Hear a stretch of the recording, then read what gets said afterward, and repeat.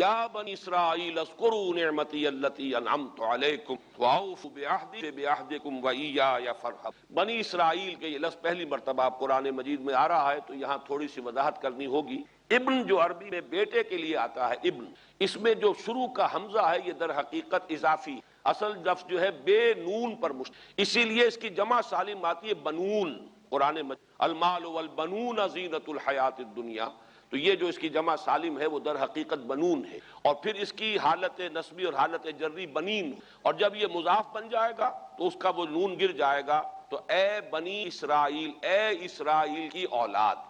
لفظی ترجمہ ہوگا اے اسرائیل کے بیٹوں، لیکن یہ کہ مراد اولاد ہے۔ اس برسبیل تغلیب اگرچہ خطاب مردوں سے ہو رہا ہے جیسے کہ قرآن مجید میں اکثر و بیشتر ہے، لیکن یہ کہ اس میں خواتین بھی شامل ہیں۔ تو یا بنی اسرائیل، اے اسرائیل، اسرائیل سے مراد کیا ہے؟ اس پر اتفاق ہے، اجماع ہے۔ حضرت یعقوب کا یہ لقب ہے، البتہ یہ لفظ بنا ہے اس اور ایل دو سے مل۔ ایل کا لفظ جو ہے وہ عبرانی زبان میں الہ کے، الہ اور ایل ویسے بھی قریب قریب ہے، اسی لیے تمام فرشتوں کے نام جبرائیل، میکائیل، اسرائیل، یہ تمام الفاظ کے ساتھ جو ایل آتا ہے یہ در حق اسماعیل سما اور ایل، چونکہ حضرت ابراہیم علیہ السلام نے دعا کی تھی پروردگار بیٹا عطا فرما، اس اعتبار سے جب اللہ تعالیٰ نے بیٹا عطا فرمایا تو اسماعیل نام رکھا، یعنی اللہ نے، جیسے ہمارے ہاں دیہات میں یہ خاص طور پر جانگلی علاقہ جو کہلاتا ہے، اللہ ڈوایا، اللہ سنیا، یعنی یہ اللہ نے جس کے بارے میں ہماری دعا سنی اور ہماری استدعا کو قبول فرمایا، تو یہ گویا کہ اسماعیل کے معنی ہے۔ تو اسرائیل جو ہے اسر اور ایل سے مل کر بنا۔ عبرانی اور عربی زبان کے بارے میں یہ اختلاف ہے، ایک رائے تو یہ ہے کہ ماں بیٹی کا رشتہ ہے، عربی زبان عبرانی سے نکلی، لیکن زیادہ اکثر محققین کی رائے یہ ہے کہ یہ دونوں بہنیں ہیں، کوئی اور کامن زبان تھی، سیمیٹک لینگویج ابتدائی، جس سے کہ یہ دونوں زبانیں پھر وجود میں آئی ہیں، گویا کہ ان درمیان رشتہ جو ہے وہ بہنیں ہونے کا ہے، ماں اور بیٹا نہیں ہے، لیکن ظاہر بات ہے کہ مشابہت اور ان کے اندر جو ہے قرب جو ہے اور مناسبت وہ بہت نمایاں ہے۔ اسر کے دو ترجمے، یہودی علماء تو اس پر بہت زیادہ جزم کے ساتھ قائم ہے کہ اسر سے مراد ہے بطل، یعنی رجل عظیم، جواں مرد، بہت باہمت انسان، اس لیے کہ ان کے ہاں یہ عقیدہ ہے اور بڑی تحریف جو ہوئی ہے تورات میں، اس میں ایسی ایسی باتیں حضرت یعقوب کی جو مدح کی گئی ہے اس میں اس حد تک مبالغہ ہے کہ حضرت یعقوب کی اللہ تعالیٰ کے ساتھ کچھ اور اللہ کو پچھاڑ لیا حضرت یعقوب، تو معلوم یہ ہوا کہ یہ تو بڑے بہادر اور بہت جری انسان، اس اعتبار سے وہ بطل اور رجل کا ترجمہ کرتے ہیں، لیکن یہ کہ صحیح ترجمہ جو ہے وہ اسر کا ہے، بندہ، عبد، اس لیے کہ عربی کا لفظ جو بنا ہے اسیر، اسیری، کوئی کسی کا غلام ہے، اسی سے لفظ اسرہ بنا ہے، اسرہ ہے کنبہ، کنبہ بھی آپس میں جڑا ہوا ہوتا ہے، ان کے بندھن ہوتے ہیں دوستی کے، محبت کے، اخوت کے،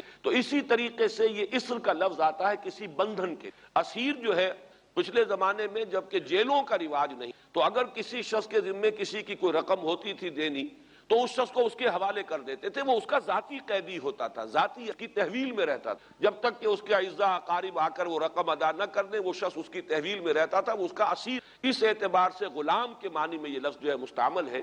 تو اسرائیل کا ترجمہ ہوگا عبد، اذان۔ تو میں عرض کر رہا تھا کہ اسرائیل کا ترجمہ ہوا عبد، گویا کہ اب تک ہم نے یا بنی اسرائیل کا ترجمہ کیا اے اللہ کے بندے کی اولاد، مراد ہے حضرت یعقوب علیہ الصلوۃ والسلام، حضرت یعقوب حضرت اسحاق کے، حضرت اسحاق حضرت ابراہیم علیہ السلام کے دوسرے، حضرت ابراہیم کو پہلا بیٹا اللہ نے عطا فرمایا اسماعیل، یہ میں عرض کر چکا ہوں سما اور ایل سے مل کر بنا ہے، جو دعا کی اس دعا کا پہلا جواب جو ملا ہے اللہ تعالیٰ کی مقبولیت کا جو ظہور ہوا وہ حضرت اسماعیل کی، پھر یہ کہ حضرت سارہ کو بھی اللہ تعالیٰ نے اولاد دی اور حضرت اسحاق پیدا۔ اس وقت یہ جو بشارت دی گئی ہے قرآن مجید میں متعدد مقامات پر آگے چل کر آئے گا کہ حضرت سارہ کے ہاں بھی اولاد ہو، بشارت حضرت ابراہیم علیہ السلام کو فرشتے دینے آئے تھے، اسی میں یہ بھی تھا کہ نہ صرف یہ کہ تمہیں ایک بیٹا عطا ہوگا بلکہ اس کے بعد پوتا بھی آتا، گویا کہ ایک بہت جلیل القدر پوتا۔ اس اعتبار سے ایک رائے یہ ہے کہ یعقوب عقب سے، گویا کہ بشارت میں پہلے ہی سے شامل تھا حضرت یعقوب علیہ السلام کا کہ اسحاق کے بعد اسحاق کے ہاں ایک بہت جلیل القدر بیٹے کی ولادت ہوگی اور اس کا نام یعقوب ہوگا، یعنی اسحاق کے بعد والا، بیٹے کے بعد جو پوتا آتا۔ لیکن یہود کی رائے یہ کہ حضرت یعقوب پیدا ہوئے ہیں اپنے بھائی کے ساتھ، یہ تمام اسحاق علیہ السلام کے دو بیٹے پیدا ہوئے بیک وقت، جڑواں بھائی، پہلے حضرت کی ولادت ہوئی ہے اور تورات کے الفاظ یہ کہ یعقوب اپنے بھائی کی ایڑیاں پکڑے ہوئے تولد ہوا، تو چونکہ حضرت عیسو کے بعد حضرت یعقوب کی ولادت ہوئی ہے تو گویا کہ اس وجہ سے ان کا نام حضرت اسحاق نے یعقوب رکھ دیا، عقب میں نے والا بعد میں۔ بہرحال حضرت یعقوب علیہ السلام کے 12 بیٹے کی تفصیل پوری موجود ہے۔ یہ تاریخ جو ہے بڑی ریکارڈڈ، اس لیے کہ بنی اسرائیل کی یہ تاریخ جو ہے books of the old testament کی پوری تفصیل موجود۔ 4 بیویاں تھی حضرت یعقوب علیہ السلام کی، جن سے 12 بیٹے، 3 بیویوں سے 10 بیٹے تھے، اور سب سے چھوٹی سے 2 بیٹے تھے حضرت یوسف اور بنیامین، اور ان دونوں سے حضرت یعقوب علیہ السلام کو بھی محبت تھی۔ حضرت یوسف سے چونکہ یہ تاریخ شروع ہوتی ہے اس اعتبار سے کہ انہیں ان کے بھائیوں نے کنویں میں ڈالا، پھر اللہ تعالیٰ نے وہاں سے انہیں کا سامان کیا، پھر مصر پہنچایا، پھر مختلف مراحل سے گزار کر انہیں وہاں ایک بہت اونچی پوزیشن تک پہنچایا، تو حضرت یوسف علیہ السلام سے اس اعتبار سے ان کی تاریخ شروع ہوتی ہے۔ 1906 قبل مسیح میں حضرت یوسف علیہ السلام کی پیدائش ہے، جہاں تک صحیح اندازہ کیا، یوں سمجھئے کہ آج سے تقریباً 4000 سال قبل یہ حضرت یوسف، اور حضرت یوسف پڑ پوتے ہیں حضرت، ان میں اگر آپ 200-250 سال کا اور اضافہ کریں تو آج سے کوئی 4,2500 سال قبل شخصیت بنتے ہیں حضرت ابراہیم علیہ السلام۔ حضرت یوسف کے زمانے میں پھر جیسے کہ وہ تفصیل سورہ یوسف میں آئے گی، یہ پورا خاندان آ کر کنعان میں تھے، لیکن وہاں سے آ کر میں آباد ہو مصر میں ان کا بڑا اعزاز ہوا، اکرام ہوا۔ اس کے خاص حالات تھے کہ مصر میں اس وقت جو بادشاہت تھی وہ اصل مصر کے لوگوں کی نہیں تھی، بلکہ یہ بھی سیمیٹک لوگ تھے جو جا کر جنہوں نے عراق وغیرہ کے علاقے سے ہی جا کر انہوں نے فتح کیا تھا مصر، لہذا انہیں فرعون نہیں کہا گیا قرآن مجید میں، وہ فرعونہ کا خاندان نہیں بلکہ وہ تاریخ میں ہکسوس کنگز کہلاتے، تاریخ مصر میں وہ 15واں خاندان کہلاتا ہے وہاں کے بادشاہوں کا، 15th ڈائنیسٹی، اور یہ چونکہ لوکل نہیں تھا اس لیے ان کو فرعون نہیں کہا جائے گا، بلکہ یہ ہکسوس کنگز چرواہے بادشاہ تھے کہ جو عرب کے ان علاقوں سے آئے تھے جزیرہ نما سے، اور وہاں سے وہ چرواہے تھے، ان کا تو پیشہ ظاہر بات ہے صحرا میں کیا ہوتا، بھیڑیں بکریاں پالنا، لیکن انہوں نے آ کر مصر کو فتح کیا، وہاں ان کی بادشاہت ہو۔ محسوس ایسا ہوتا ہے کہ ایک سیاسی پہلو موجود تھا، وہ جو بادشاہ مصر اس طریقے سے اعزاز کیا السلام کا، پھر جو اختیار دی، اقتدار دیا، جو کو حیثیت دی، پھر انہیں اجازت دی کہ اپنے پورے خاندان کو بلا لیں، اور پھر مصر کا بہترین جو زرخیز ترین علاقہ تھا وہ انہیں عطا کر دیا کہ یہاں آباد ہو جاؤ، جوشن کا علاقہ، یا گوشن بھی کہتے ہیں، جشن بھی کہتے ہیں، یہ جو نائل کا ڈیلٹا ہے کہ جو جا کر آپ کو معلوم ہے کہ دریا جو ہیں جب بہت سی شاخوں میں تقسیم ہو جاتے ہیں سمندر میں گرنے سے قبل، تو وہ ڈیلٹا جو ہے زرخیز ترین علاقہ ہوتا ہے۔ آرٹیفیشل کے اور نظام تو جہاں دریا ہی چھوٹی چھوٹی نہروں کی شکل اختیار کر لے، وہاں گویا کہ وہ فطری طور پر جو ہے بڑے وسیع رقبے کے اندر اریگیشن ہو سکتی ہے، تو اس ڈیلٹا کے علاقے تین علاقہ ان کو دیا گیا، وہاں آباد ہو جائے، وہاں یہ رہے ہیں گویا کہ پیرزادوں کی حیثیت۔ ابھی ان کے پاس کوئی شریعت نہیں، ابھی کوئی کتاب نہیں ملی، ابھی صرف یہ ایک خاندان ہے حضرت ابراہیم کی نسل کا ایک، اس لیے کہ حضرت ابراہیم کی نسل میں حضرت اسماعیل کی نسل ہے کہ جو عرب میں آباد ہو، ان کی نسل میں پھر حضرت اسحاق کے بیٹوں میں سے بھی عیسو کی نسل وہ اور جگہ پر آباد ہو، اس اعتبار سے یوں سمجھیے کہ نسل ابراہیم صرف ان پر مشتمل ہے۔ اسی طرح بنی قطورہ 30 آپ کی اہلیہ تھی، ان کی اولاد بھی، تو گویا کہ یہ بہت وسیع حلقہ ہے جو اولاد ابراہیم کا ہے، تو اولاد ابراہیم میں سے ایک شاخ ہے جو آ کر، یعنی حضرت یعقوب کے 12 بیٹے اور حضرت یعقوب بھی آ کر یہاں آباد ہو، اور یہاں پھر کچھ عرصے تک تقریباً 100-150 برس تو بڑے عیش میں، یہ تقریباً یوں سمجھیے کہ 1850 قبل مسیح میں ان کا داخلہ ہوا ہے مصر، اور وہاں پر 150 برس جو ہیں انہوں نے بڑے عیش میں گزارے ہیں۔ یہ پیرزادے تھے اس لیے کہ بادشاہ معتقد ہو چکا تھا حضرت یوسف علیہ السلام کا، اگرچہ یہ تو ثابت نہیں ہوتا کہ وہ ایمان لایا ہو حضرت علیہ السلام پر، اس کا کوئی ثبوت نہیں ہے، لیکن معتقد، اور ان کی نیکی کا، پارسائی کا، شرافت کا، ذہانت کا، صلاحیتوں کا اعتراف پوری قوم کو تھا، جس طریقے سے کہ انہوں نے اس ملک کی جو نیا ہے اس کو جس طرح پار لگایا ہے، وہ ترین قحط کا جو ایک دور آیا اس میں سے، اور جتنا بہترین انتظام کی اس کی بنا پر ان کی صلاحیتوں کے سب معترف، تو وہ 130 برس کی عمر میں غالباً ان کا انتقال ہوا ہے، اور 80 برس تک پر گویا کہ جو سب سے زیادہ با اختیار شخص وہاں تھا بادشاہ کے بعد، بادشاہ اپنی جگہ پر تھا لیکن یہ کہ جو بادشاہ کے بعد سب سے زیادہ با اختیار شخصیت تھی وہ حضرت تھی 80 اس عرصے میں، اور پھر یہ 150 برس جو میں نے عرض کیا ہے کہ اس میں یہ خوب پھلے پھولے، ان کی اولاد جو ہے وہ کثرت کے ساتھ پھیلی، لیکن اس کے بعد وہاں پھر ایک انقلاب آیا۔ اس انقلاب کو آپ کہیں گے جیسے کہ مختلف ممالک میں آتا ہے، اب سنز آف دی سوائل جو اس ملک کے رہنے والے تھے، اصل آبادی قبطی، انہوں نے بغاوت کی اور ہکسوس کنگز کو نکال دیا، وہ خاندان ختم ہو۔ جب وہ چلے گئے تو جو ہکسوس کنگز کے یہ گویا کہ بہت ہی منظور نظر تھے اور یہ مراعات یافتہ طبقہ تھا بنی اسرائیل کا، حضرت یعقوب کی اولاد کا، اب ان پر عتاب شروع، اب ان کا زوال آیا۔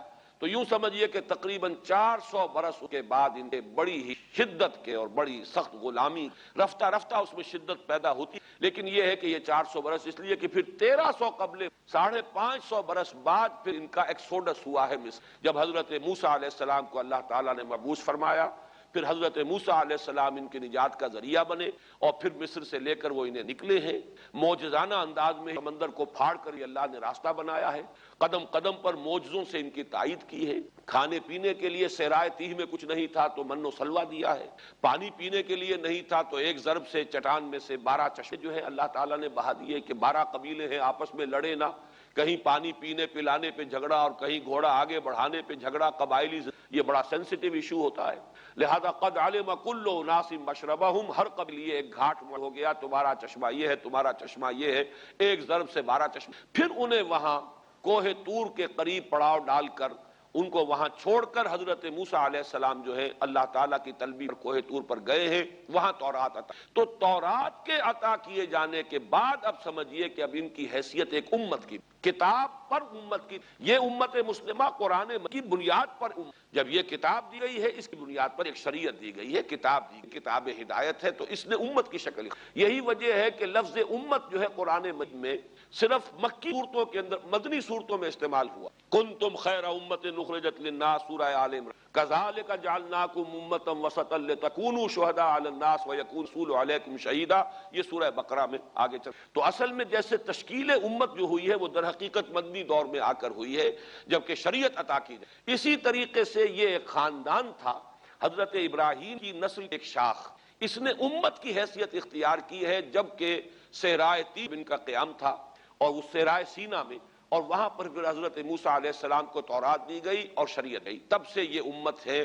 اور یہ ہے 1300 قبل 610 عیسوی میں، اب سمجھیے 1300 وہ جمع کیجئے، 610 یہ جمع کیجئے، 1910 برس بعد پھر حضور صلی اللہ علیہ وسلم پر قرآن مجید کی وحی کا آغاز ہوا، اور 622 میں حضور نے ہجرت فرمائی، اور اس کے بھی کوئی 2 سال یا 1 سال کے بعد جو ہے یہ آیات نازل ہو رہی ہیں جو ہم اس وقت پڑھ رہے ہیں، تو یہ سارا جو ہے تاریخی پس منظر ذہن رکھیے کہ یہ تقریباً 2000 برس کی تاریخ جو ہے ان کی بحیثیت امت، ویسے تو ان کی تاریخ اگر شروع کریں گے بنی اسرائیل تو حضرت یعقوب سے شروع ہونی چاہیے اور وہ اس سے زیادہ ہو جائے، لیکن در حقیقت امت کی حیثیت کی تاریخ 2000 برس کی شمار ہو کہ 1300 قبل مصر جب ہجرت کی ہے حضرت موسیٰ علیہ السلام نے اپنی قوم کو لے کر مصر سے، اور جب صحرائے سینائی پیننسولا میں، اور پھر کتاب ملی ہے، تورات عطا کی، شریعت عطا کی گئی، تب سے اس کا امت کی حیثیت سے آغاز ہوا۔ ایک بات اور نوٹ کر لیجئے، ان کو امت مسلمہ کیوں نہیں، اس کے لیے اس کا ایک سبب ہے، در حقیقت امت مسلمہ کا لفظ یا خیر امت یا امت کا لفظ جو ہے اس موجودہ امت کے لیے اس لیے استعمال کیا گیا کہ یہ امت کسی ایک نسل پر یہ امیین اس کے نیوکلیس ہے، لیکن یہ کہ ہر نسل کے لوگ اس میں آ کر شامل ہوئے، ہر قوم جو ہے اس میں آ گئی ہے، اس لیے اس کا نام جو ہے وہ صفاتی امت مسلم، لیکن چونکہ یہ سابقہ امت مسلمہ ایک ہی نسل پر مشتمل، حضور صلی اللہ علیہ وسلم سے پہلے کسی نبی اور کس کی بعثت اس کی قوم سے باہر نہیں، کسی ایک خاص قوم کی ہوئی ہے، کسی خاص علاقے کی ہوئی ہے، بعثت عمومی الی کافۃ الناس، یہ صرف محمد رسول اللہ صلی اللہ علیہ وسلم کی امتیازی شان ہے، وما ارسلناک الا کافۃ للناس بصیرا، اس اعتبار سے ان کا جو ہے اس میں علم گویا کہ بنی اسرائیل ہی ہے کہ جو برقرار رہا ہے، اے اسرائیل کی اولاد۔ اگرچہ میں اس موضوع پہ تقریریں کر چکا ہوں لیکن آج پھر اس گفتگو کے حوالے سے بات چیزیں تازہ کرتا ہوں۔ اس وقت عالمی سطح پر یہودی جمع عیسائی بریکٹ میں کر لیجیے اور امریکہ جمع یورپ یہ بریکٹ میں کر لیجیے، ان کا اندر معاملہ کیا ہے؟ اصل جو ہے اس میں پیچھے مائنڈ ہے، ماسٹر مائنڈ، سازشی ذہن وہ یہود کا ہے، باقی عیسائی آلہ کار بن گئے ہیں۔ جو 100% آلہ کار ہے یہود کا وہ پروٹیسٹنٹس ہیں، پروٹیسٹنٹزم یہود ہی نے پیدا کرایا تھا، یہود ہی نے یورپ کے اندر سود کا رواج شروع کروایا، ورنہ سود حرام تھا، وہاں پر بھی یوزری بھی اور کمرشل انٹرسٹ بھی دونوں حرام تھے، یہ یہودیوں نے کروایا، اور پھر پہلا بینک بنوایا ہے انگلستان کے اندر، بینک آف انگلینڈ، اور جو پوپ کے خلاف بغاوت کرائی تو پہلی بغاوت ہوئی انگلستان کے اندر، جو چرچ آف انگلینڈ علیحدہ ہو گیا پوپ سے، اور اسی کو یہودیوں نے قرار دیا یہ ہمارا ماڈرن اسرائیل ہے، یہ اسرائیل ہمیں دیا ہے گاڈ نے، یہ جو ہے برطانیہ۔ اس کے کچھ عرصے کے بعد یہی جو ہے ایکسوڈس ہوا ہے اور وہ امریکہ میں جا کے آباد ہوئے، لہذا امریکہ کو بھی جیوز نے کہا ہے دس از اندر اسرائیل، یہ ہے ہمارے اصل اسرائیل، ماڈرن اسرائیل یہ ہے۔ اس لیے کہ جو انہیں وہاں پر اقتدار حاصل ہوا، جو قوت حاصل ہوئی، جس قدر دولت انہوں نے وہاں جمع کی ہے، وہاں کے جس طریقے سے جکڑ لیا ہے حکومتوں کو، فرنگ کی رگے جہاں پنجے یہود میں ہے۔ ٹھیک 100 سال پہلے علامہ اقبال یہ مشاہدہ کر کے آ گئے تھے یورپ میں، اور کون دیکھنے والا تھا کہ وہاں کیا ہو رہا ہے، بیہائنڈ دی سین کیا ہے، سامنے کیا ہے، پردے کے پیچھے کیا ہے۔ فرنگ کی رگے جہاں پنجے یہود میں، اس وقت فرنگ کا امام تھا برطانیہ، یہ وہ سلطنت تھی جس پر سورج کبھی غروب نہیں ہوتا تھا۔ آج وہ فرنگ کا امام امریکہ ہے، یہ برطانیہ تو اب وہ جو ایک نظم ہے کہیں بچپن میں پڑھی تھی، London bridge is going down going down going down, اس کی مثال ہے۔ برطانیہ کی تو کوئی حیثیت ہی نہیں، ورلڈ پاور کی حیثیت نہیں ہے، وہ تو چھوٹا بھائی اس نے بنا رکھا امریکہ نے اپنا، تو اس حیثیت سے جو ہے اس کی کوئی حیثیت ہے، ورنہ کوئی اور حیثیت نہیں۔ بہرحال ان دونوں میں یہ ہے کہ پیچھے ماسٹر مائنڈ، سازشی ذہن، پلاننگ، اسکیم ساری یہودیوں کی، اعلی کار امریکہ سب سے بڑھ کر، اس کے بعد برطانیہ، اور اس میں اصل پروٹیسٹنٹس، ان میں بیپٹسٹ، ان میں اس سے بھی آگے بڑھ کر ایونجلسٹ، جن کو کہتے ہیں بورن اگین کرسچنز، جن کو کہتے ہیں نیو کنزرویٹو کرسچنز، یہ تمام اصطلاحات آپ اخبارات میں پڑھتے ہوں گے، ان کو گروپ کرنے یہ اصل اعلی کار۔ ان کو ایک نیا نام دیا گیا ہے کرسچین زائنسٹ، ایک یہودی زائنسٹ ہیں، سارے یہودی زائنسٹ نہیں ہیں، بہت سے یہودی ہیں جو یہ زائنسٹ کے مخالف۔ چنانچہ میری ہیوسٹن میں ملاقات ہوئی تھی ڈاکٹر وشو گرانڈ، بہت بڑا پروفیسر ایمیریٹس یہودی، لیکن یہ کہ اس نے کہا، بڑے اجتماع میں کہا، ہمارا اجلاس تھا وہاں پر، ہم نے یہ جو ہے بلایا تھا ایک یہودی، ایک عیسائی اور ایک مسلمان، تینوں جو ہیں وہ تقریریں کریں۔ اس نے کہا تھا کہ وی آر ناٹ سپورٹنگ اسرائیل۔ اس نے وہ عیسائی جو آیا ہوا تھا پروفیسر، اس کی طرف they are supporting Israel, we are not supporting Israel. اسی طرح میری جو ہوئی تھی round table conference, round table, اس میں ایک یہودی پروفیسر تھے، وہ ہسٹری کے پروفیسر، میں نام بھول رہا ہوں ان کا، انہوں نے کہا آئی ایم اینٹی زائنزم، میں زائنزم کے خلاف ہوں۔ تو زائنزم جو ہے اصل میں ایک سیکولر یہودیوں کی تحریک ہے، اور اس کے سب سے بڑے سپورٹرز کرسچین زائنسٹ وہ امریکہ میں بیٹھے ہوئے۔ تو یہ ہے صورتحال۔ یہ جان لیجئے کیتھولکس جو ہیں یہ اتنے پرو یہودی نہیں ہیں، اب رفتہ رفتہ وہ بھی اس کے اندر آ کر شامل ہو گئے۔ یورپ جو ہے زیادہ کیتھولکس، رومن کیتھولکس کا یہ بھی آپ نے جملہ پڑھ سنا ہوگا کہ یہ جو ترکی جو ہے ہمارا ملک، یہ جو کوشش کرتا رہتا ہے گھسنے کی یورپین یونین کے اندر، تو ایک دفعہ جان شراک نے کہا تھا، بڑا پیارا جملہ تھا، Why doesn't Turkey understand that we are a Christian club؟ یہ ہماری جو یونین ہے یورپین، یہ تو کرسچین کلب ہے، وہ مسلمان ہے، وہ کس وجہ سے آنا چاہتا ہے اندر، کیوں تو خود داخل ہونا چاہتا ہے؟ Why doesn't Turkey understand that we are a Christian club؟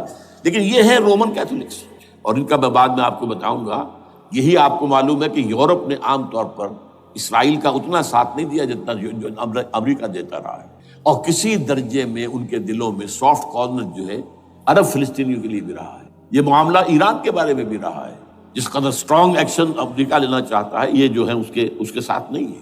تو یہ تھوڑا سا فرق ہے، وہ میں اس کا ایک بنیاد بعد میں بتا دوں گا آپ کو۔ بہرحال ان کا ایک جو ایجنڈا ہے وہ دو، سمجھیے کہ دو اس کے نکات ہیں، دو رسیوں کے مانند یہ آپس میں بٹا ہوا ہے۔ پہلا، عالم اسلام کے مادی اور مالیاتی وسائل، خصوصاً تیل پر قبضہ، یہ ان کا دنیاوی اعتبار سے، دولت کے اعتبار سے، وسائل کے اعتبار سے اس وقت کا ایجنڈا ہے۔ ویسے تو اس سے اوپر وہ چاہتے ہیں پوری دنیا پر، وہ تو بعد کی بات ہے، لیکن ابھی نہ وہ روس کو چھیڑ رہے ہیں نہ چین کو چھیڑ رہے ہیں۔ چین تو ان کا سب سے بڑا جو ہے بزنس پارٹنر ہے، سب سے بڑا، اور چین کو رفتہ رفتہ وہ اپنی لائن پر لا رہے ہیں۔ اب تو صرف یہ کہ وہ ایک پارٹی گورنمنٹ وہاں رہ گئی ہے جو کہ کمیونزم کے دور کی یادگار ہے، باقی ان کی جو اکانومی ہے وہ تو آ چکی ہے اسی رخ کے اوپر جو یورپ کی ہے، مغرب کی ہے۔ نمبر 2 ایجنڈا کیا ہے؟ دنیا میں کہیں بھی اسلام کے بحیثیت ایک نظام زندگی ظاہر ہونے کا کوئی موقع نہیں دینا۔ We have to nip the evil in the bud at any cost۔ یہ ان کے ایجنڈے کا دوسرا، یہ دو ہے انٹرٹوائنڈ، جیسے آپ لڑیوں کو بٹ دے کر رسی بناتے ہیں، ایسے یہ دو لڑیے ہیں، اسلام کا पॉलिटिकल सोशो इकोनॉमिक सिस्टम कहीं ना आ जाए, हो ना जाए आशकारा शर पैगंबर कहीं। ये इब्लीस ने कंक्लूड किया है, वो जो इब्लीस की मजलिस शुरा है, हो ना जाए आशकारा शर पैगंबर कहीं, ऐसा ना हो कि पैगंबर की शरीयत दुनिया के सामने आ जाए, पैगंबर का निजाम आ जाए। अलहजर, आईने पैगंबर से 100 बार अलहजर, हाफिज नामूस जन, मर्द आजमा मर्द आफरी, ये माशरती निजाम हो गया। मौत का पैगाम हर नौ गुलामी के लिए, न कोई फखूर व खाका न गदाए रहनशी, ये सियासी निजाम आ गया। और करता है दौलत को हर आलूदगी से पाक व साफ, मुनमों को मालो दानत का बनाता है अमीन। तुम दौलत के अमीन हो, मालिक नहीं हो। और इससे बढ़कर और क्या फिक्र अमल का इनकलाब, बादशाहों की नहीं अल्लाह की है ये जमीन, इन लर्द लिल्लाह। ये निजाम कहीं ना आ जाए ये जिसपे कि वो खतरा महसूस कर रहा था। और उसके बाद ये कहते हैं ये तो था असर हाजिर के तकादे, लेकिन ये कि सूरत हाल क्या है, हो ना जाए आशकारा शर पैगंबर कहीं, है यही ये मामला इस तरह रखो कि खुद मोमिन है महरूम यकीन। ये गनीमत है कि खुद मोमिन है महरूम यकीन। हमें अगर कोई सहारा मिलता है तो इससे कि मोमिनों को भी, नाम निहाद मुसलमानों को भी अपने इस निज़ाम पर यकीन नहीं है। वो नमाज पर यकीन रखते हैं, रोजे पर रखते हैं, ज़कात को भी जो भी अल्लाह ताला जिसको तौफीक देता है, हज करते हैं, उम्रे करते हैं, ये है सब। लेकिन ये कि ये गनीमत है, चश्मे आलम से रहे ये पोशीदा ये आईन तो खूब। वो इब्लीस कहता है कि ये आईन चश्मे आलम से पोशीदा रहना चाहिए। ये गनीमत है कि खुद मोमिन है महरूम यकीन। हमारे लिए जो है अगर कोई सांस लेने की जगह है तो वो ये है, हौसला अफजाई अगर है तो इसमें है कि खुद मोमिन महरूम यकीन है, उसके सामने वो रास्ता है ही नहीं। अब लीजिए यहूदियों के एजेंडे को मैं तजिया कर रहा हूँ। सबसे पहले world bank, IMF, globalisation, trips, इन तमाम हथकंडों के जरिए आलमी मालियाती इस्तेमार, जो बज़ाहिर अमेरिका का होगा हकीकतन यहूद का होगा। यहूदियों के नजदीक पूरी नौ इंसानी हैवानों के मानिंद है। They are not human beings, they are गोयम्स, they are Gentiles. ये इंसानी शक्ल में हैवान है, और जैसे हैवानों को एक्सप्लॉइट करना, इस्तेमाल करना इंसानों का हक है। घोड़े को आप बांधते रहे हैं ना टांगे के आगे, और बैलों से आप हल जुतवाते रहे हैं, तो जैसे ये हक है ऐसे हमारा हक है पूरी दुनिया के जो है वसाइल उनको खींचे। हाँ, जैसे घोड़े और बैल को भी कुछ ना कुछ दाना तो डालना पड़ता है, चारा तो देना पड़ता है, तो इनको भी कुछ दो। ये पूरी नौ इंसानी वर्कर्स बनकर रह जाए, हैवान बन जाए, बिल्कुल शहवत के गुलाम बना दो इन्हें, अखलाकी अकदार का बेड़ा गर्क कर दो, खानदानी निजाम को तहबाला कर दो। ये बाकायदा जो protocols of the elders of the Zion थे उन सब में मौजूद है लिखा हुआ, जो 1897 में इन्होंने पास किया अपना प्रोग्राम, बेसल में, स्विट्जरलैंड का एक शहर है। Protocols of the elders of the Zion, इनको हैवान बना दो, बस हैवानों से काम लेते रहो। हाँ, इनकी कमाई का कुछ हिस्सा इनके लिए छोड़ दो, वो भी जिंदा रहें, वो भी आखिर काम कैसे करेंगे, और असल जो है मलाई खींच दो अपने इस निजाम के जरिए से। World bank, IMF, stock exchange, trips, globalisation, इसके जरिए से आलमी मालियाती इस्तेमार। नंबर 2, एक है उनका एजेंडा, ये तो आलमी है। दूसरा एजेंडा क्या है? वो लोकल है। वो क्या है? ग्रेटर इजराइल का क़याम, जिसमें मिस्र का सारा जरखेज इलाका शामिल होगा, जो डेल्टा का इलाका कहलाता है इसका, जहां के उस वक्त के बादशाह ने, हजरत यूसुफ अलैहिस्सलाम के जमाने के बादशाह ने, वो फिरायना के खानदान में से नहीं था, वो अरब था। अरबों ही से किसी वक्त कोई कौम आई थी जो कि मिस्र पर काबिज हो गई। उसने हजरत यूसुफ के खानदान को लाके वहां आबाद किया। बेहतरीन जश्न का इलाका कहलाता है, बेहतरीन।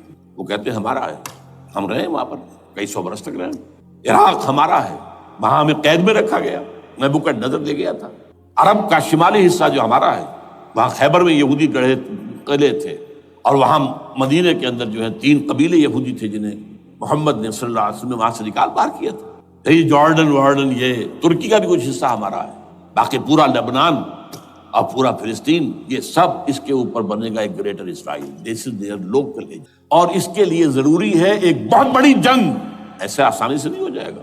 आर्मगेडॉन, जिसको हुजूर ने फरमाया अल-मलहमतुल उज़्मा, अल-मलहमतुल कुबरा, बहुत बड़ी जंग, जिसकी खौफनाकी और तबाहनाकी का अंदाजा इससे कीजिए। हुजूर फरमाते हैं कि अगर एक बाप के 100 बेटे या एक दादा के 100 पोते होंगे तो उनमें से 99 खत्म हो जाएंगे, एक बचेगा। और एक जगह फरमाते हैं इतनी अमवात होंगी, इतनी लाशें होंगी कि एक निफासत पसंद परिंदा जो है, जो गंदगी पे नहीं उतरना चाहता, एक तो है ये कौवे, चीलें, गिद्ध, वो तो गंदगी ही की तलाश में है मुर्दार खाने के लिए, وہ تو لاشوں کو نوچ رہے ہوں گے. وہ پرندہ جو ہے نفاست پسند پرندہ، وہ نہیں اتر سکے گا، اڑتا اڑتا چلا جائے گا، لیکن لاشوں کا سلسلہ ختم نہیں ہوگا یہاں تک کہ تھک ہار کر لاشوں پر گر جائے گا.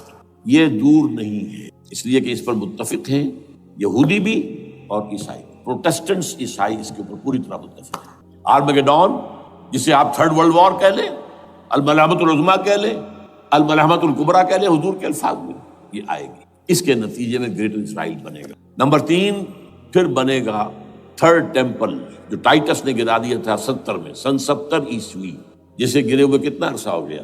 2008. اندازہ کر لیجئے 1800 کتنے برس ہو چکے. وہ دوبارہ بنائیں گے تھرڈ ٹیمپل، اور اس کے لیے مسجد اقصیٰ کو گرائیں گے اور ڈوم آف دی راک، قبۃ الصخرہ، وہاں لا کر پھر اس میں کنگ ڈیونز تھرون لا کے رکھا جائے گا. یہ بھی میرے علم میں پہلی مرتبہ اسی ٹرمپٹ کی اشارے سے آیا. وہ کیا ہے؟ حضرت داؤد کا. آج سے کتنے ہزار سال پہلے کی بات ہے، اندازہ کیجیے. 1000 قبل مسیح، اور یہ اب 2000 ہو گیا عیسوی، 3000 برس تو ہو گئے. وہ کیا تھا؟ ایک پتھر تھا جس پر بٹھا کر حضرت داؤد کی تاج پوشی کی گئی. پھر اسی پر حضرت سلیمان کی تاج پوشی، پھر اسی پر ان کے بادشاہ آتے رہے، تاج پوشی ہوتی گئی. ٹائٹس نے جب گرایا ہے سن 70 عیسوی میں، یروشلم کو برباد کیا، 1,33,000 یہودی ایک دن میں قتل کیے، ایک دن میں، باقی نکال دیا، بھاگ جاؤ یہاں سے. اس کو کہتے ہیں diaspora, that started in 70 AD. یہ منتشر ہو گئے، جس کا جہاز سنگھ سمایا چلا گیا، یورپ میں چلے گئے، شمالی افریقہ میں، مسلمان ملکوں میں، انڈیا میں آ گئے، ایران میں آ گئے، سب جگہ وہاں سے نکال دیے گئے، ڈائسپورا. بہرحال وہاں سے وہ ٹائٹس وہ پتھر لے گیا، وہ روم میں لے گیا. روم سے کسی طرح وہ آئرلینڈ پہنچ گیا. آئرلینڈ پیور کیتھولک ملک ہے، آپ کو معلوم ہوگا، اور وہاں پر پروٹیسٹنٹس کی اور کیتھولکس کی جنگیں ہوتی رہتی ہیں. کبھی بھی شیعہ سنی مسلمانوں کی اس طور سے خانہ جنگی نہیں ہوئی ہے جیسے کہ وہاں ان دو عیسائیوں میں کیتھولکس اور پروٹیسٹنٹس میں ہوتی ہے. وہ رومن کیتھولک ملک ہے بیچ. وہاں سے وہ انگلینڈ میں آیا. انگلینڈ میں جب آ گیا، بلکہ وہاں سے اسکاٹ لینڈ سے انگلینڈ میں پھر اس کو ایک کرسی کے اندر اس کی سیٹ کی حیثیت سے بنا کر ایک تھرون کی شکل دے دی. اور وہ جو ویسٹ منسٹر ایبے ہے، برطانیہ کے پارلیمنٹ کے ساتھ جو چرچ ہے، ویسٹ منسٹر ایبے، وہاں اس کو لا کے رکھ دیا گیا. اس وقت سے برطانیہ کے بادشاہوں اور ملکاؤں کی تاج پوشی وہاں ہوتی ہے. تو ایک یہ ہے کہ پھر اس کو لا کر وہاں رکھیں گے. اب یہاں سے اختلاف ہے، یہ نوٹ کریں. یہاں تک عیسائیوں کا، یہودیوں کا ایجنڈا ایک، یہاں اختلاف. یہودیوں کے نزدیک ان کا مسیح آئے گا اور وہ وہاں بیٹھ کر پوری دنیا پر راج کرے گا. وہ مسیح جس کی خبر دی گئی تھی شروع کی کتابوں میں، جو تورات کی ابتدائی کتابیں ہیں، وہ تو حضرت مسیح کی شکل میں آ گئے. دی پروفیسی واز فلفلڈ. یہودیوں نے نہیں مانا، انہیں تو قرار دیا جادوگر ہے، کافر ہے، مرتد ہے، ولد الزنا ہے، اور اپنے بس پڑتے سوری پر چڑھوا دیا. وہ دوسری بات ہے، اللہ نے کیا کیا وہ ایک علیحدہ مسئلہ ہے. چنانچہ یہ کہ دی سچویشن از ویکنٹ. وہ مسیحا کی جگہ ابھی باقی ہے ان کی، and they are waiting for ہم. تو وہ آئے گا اور وہ یہاں اس تخت داؤد پر بیٹھ کر پوری دنیا پر ہوگا. عیسائیوں کا کہنا کیا ہے کہ در حقیقت حضرت مسیح نازل ہوں گے، سیکنڈ کمنگ آف جیسس، جس کو ہم بھی مانتے ہیں. اگرچہ ہوگا کیسے، حالات و واقعات کا کیا ہمارے نزدیک رنگ ہے وہ کچھ مختلف ہے، وہ میں اس کو بیان نہیں کر سکتا. حضرت مسیح علیہ السلام پھر اس تخت پر بیٹھیں گے ان کے عیسائیوں کے مطابق. چنانچہ پوپ جو مر گیا ہے، پال II، اس کو یہ ٹرمپٹ والے کہتے ہیں شیطان. اور ان کا کہنا یہ ہے کہ اس شیطان نے the old ancient Roman holy Roman empire کو ریوائیو کیا ہے یونائٹڈ یورپ بنا کر.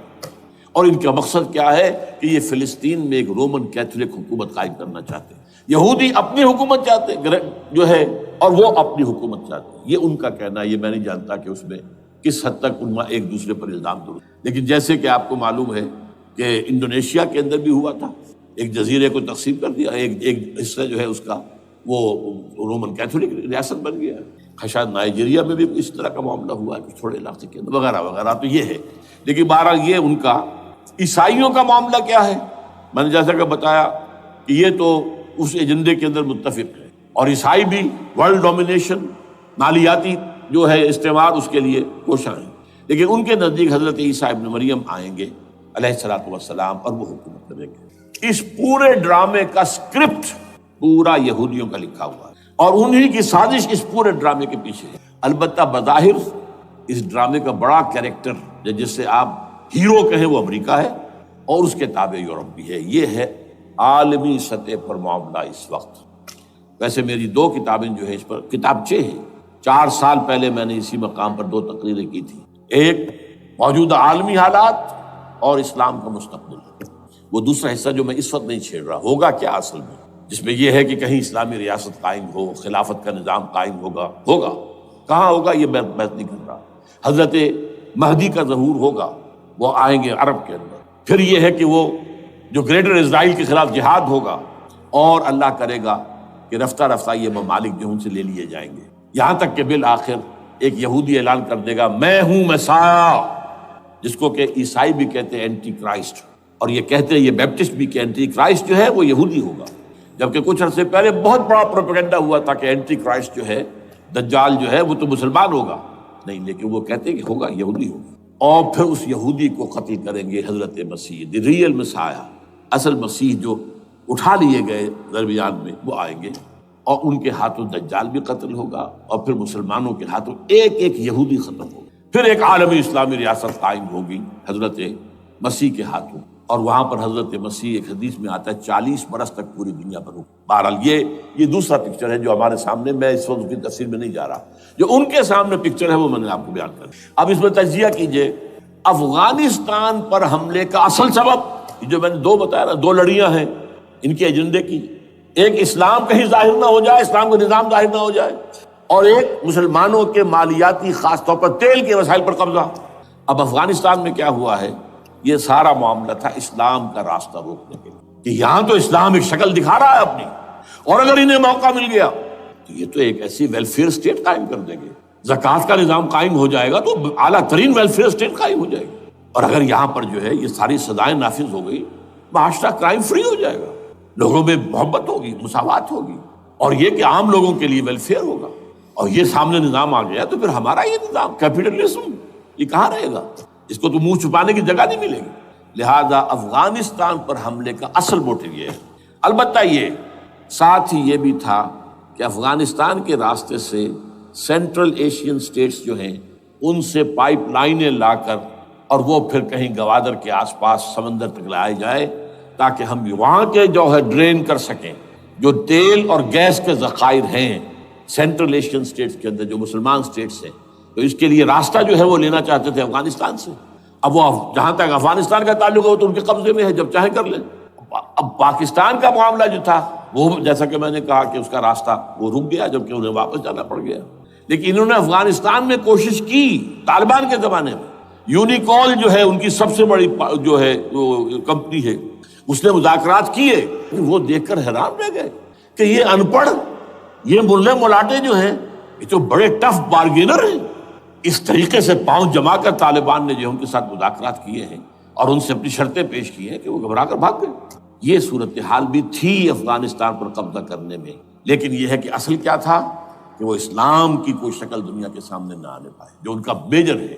اسی لیے پورا عالم کفر جمع ہے، امریکہ، یورپ، روس، چین، سب جمع ہے، بھارت تو ہے ہی ہے، یہ سب جمع ہے۔ آپ نے یاد ہو گیا جب لال مسجد کا حادثہ ہوا ہے اور ہمارا یہ بدبخت اور بدمعاش انسان، اس نے صرف خود جان بوجھ کر اسے بڑھایا، ایک پھنسی کو پھوڑا بنایا، اس میں پھر شگاف دیا اور شاباش لی ہے۔ امریکہ سے شاباش آ گئی، نیٹو سے شاباش آ گئی، رشیا سے شاباش آ گئی، چائنا سے شاباش آ گئی۔ وہ چونکہ محسوس کر رہا تھا کہ اندرون ملک تو میری اب کشتی ڈگمگا رہی ہے، ڈاواں ڈول ہے، I have to have more support from outside, اور for that I have to do it۔ کہ دیکھو میرے عین قلب میں پاکستان کے یہ پھوڑا نکل آیا تھا، یہ بنیاد پرستی کا اور یہ شدت پسندی کا اور یہ تنگ نظری کا اور یہ فلاں کا اور یہ دہشت گردی کا، اور میں نے دیکھو کیسے اس میں چیرا دیا ہے، کتنے لوگوں کو ختم کر دیا ہے۔ اچھا، اس میں یہ بھی ذہن میں رکھیے کہ افغانستان کے بارے میں یہودیوں کے علم میں ہے کہ حضور کی حدیثیں کیا ہے۔ حضور کی حدیث ہے یخرج من خراسان رایات سود، خراسان کے علاقے سے کالے جھنڈے لے کر فوجیں چلیں گی، لا یردھا شیء، کوئی طاقت ان کو رخ نہیں موڑ سکے گی، حتیٰ تنصب بإیلیا، یہاں تک کہ وہ آ کے بیت المقدس میں جھنڈے گاڑ دیے جائیں۔ دے نو اٹ، یہ جان لیجیے، یہ لوگ پڑھے لکھے لوگ ہیں۔ میں آپ کو ایک واقعہ سناتا ہوں۔ جب 1967 میں یہودیوں کو فتح ہوئی بہت بڑی، اور پورا یروشلم اب ان کے قبضے میں آ گیا، ایسٹ یروشلم جو کہ ابھی جارڈن کے قبضے میں تھا۔ تو جب موشے دایان تھا وہ کانا، وہ داخل ہوا فاتح کی حیثیت سے، تو اس کے ساتھ ایک ربائی تھا بہت بڑا، چیف ربائی یہودیوں کا بہت بڑا عالم، اور وہ رو پڑا۔ تھا تو فتح کا وقت، خوشی کا، رویا۔ So this is the beginning of the end, یہ الفاظ آئے اخبارات میں، گویا کہ اب یہ آخری ڈرامہ جو ہے شروع ہو گیا ہے۔ وہ آخری ڈرامہ انہیں معلوم ہے ان کی تباہی پر ختم ہونا ہے۔ اس میں حضرت مسیح کے نزول کے بعد یہ ٹرمپٹ والا بھی لکھتا ہے کہ 80% یہودی قتل ہو جائیں گے، اور میں سمجھتا ہوں کہ 20% اگر صحیح ہے اس کی بات، تو وہ ہوں گے جو اب حضرت مسیح پر ایمان لے آئیں گے، باقی 80% اپنے اس کفر پر اڑے رہیں گے اور قتل ہوں گے۔ اسی طرح حضور کی ایک حدیث ہے کہ جب یہودیوں کا قتل عام ہو رہا ہوگا، مسلمان قتل کریں گے، تو اگر کسی درخت کے پیچھے یہودی چھپا ہوگا تو درخت پکارے گا، اے مسلمان، یا عبداللہ آؤ ادھر، یہ میرے پیچھے یہودی چھپا ہوا، قتل کرو اسے۔ کسی پتھر کے پیچھے چھپے گا تو پتھر بولے گا، سوائے ایک درخت غرقد کے، کہ غرقد یہودیوں کا درخت ہے، وہ پناہ دے گا۔ اور آج اسرائیل میں سب سے بڑی پلانٹیشن غرقد کی ہے، they know it۔ اسی لیے افغانستان، خراسان، یہ افغانستان کا ہارٹ ہے افغانستان۔ اور یہ بھی جان لیجئے ہمارا جو مالاکنڈ سے اوپر کا علاقہ ہے یہ بھی خراسان کا حصہ، اولڈ خراسان، جسے گریٹر خراسان کہا جاتا ہے ہسٹری میں۔ ایک میں نے ایرانی سے پوچھا تھا اس کے بارے میں، تو اس نے کہا خراسان ہمارا ایک صوبہ ہے۔ میں نے کہا وہ تو مجھے معلوم ہے، جس کا دارالخلافہ مشہد ہے اور یہ ان کا مقدس شہر ہے، وہ تو اسے مکے کی طرح سمجھتے ہیں۔ بہرحال میں نے کہا میں پوچھ رہا ہوں پرانا خراسان بزرگ، تو خراسان بزرگ کا انہوں نے بتایا پورا افغانستان اس میں شامل، اور پھر یہ اسٹیٹس جو ہیں سینٹرل ایشین اسٹیٹس، اور ایران کا ایک حصہ اور پاکستان کا ایک حصہ، یہ جو مالاکنڈ کہلاتا ہے۔ اور یہ بڑی معنی خیز بات ہے کہ وہیں مالاکنڈ سے تحریک چلی ہے، جو اصل تحریک ہے طالبان پاکستان، وہ سوات سے چلی ہے۔ بہرحال اس وجہ سے، اس پہلو سے یہ جو ہے افغانستان پر حملے کا سب سے بڑا سبب وہ تھا۔ دوسرا جو تھا وہ یہ کہ ان کو جو پائپ لائن لے کے آنی تھی اس کے لیے، لیکن وہ ظاہر بات ہے کہ اس میں جو ہے جو طالبان نے وہ ان کی چکمے میں نہیں آئے۔ اس پر ایک کتاب ہے کہ جو انگریزی میں ہے عابد اللہ جان کی، Afghanistan the genesis of the last crusade, Afghanistan سے آخری صلیبی جنگ کا سلسلہ شروع ہو رہا ہے۔ بہت جو ہے چشم کشا ہے، معلومات افزا ہے، انگریزی میں ہے۔ اچھا عراق میں معاملہ برعکس تھا، عراق میں تیل کا معاملہ بھی تھا تو وہ صرف امریکہ کا تھا۔ جو یورپ ہے وہ زیادہ تر کیسپین کے ایریا کے تیل کی طرف نگاہیں رکھتا ہے، یہ جو ہے یہ اصل میں سارا جو ہے یہ امریکہ کا معاملہ۔ اور دوسری طرف یہ کہ یہاں کو مذہبی سلسلہ نہیں تھا، حالانکہ تھا، وہ یہودیوں کا تھا۔ وہ کیا تھا؟ Extension, first step towards the establishment of greater اسرائیل۔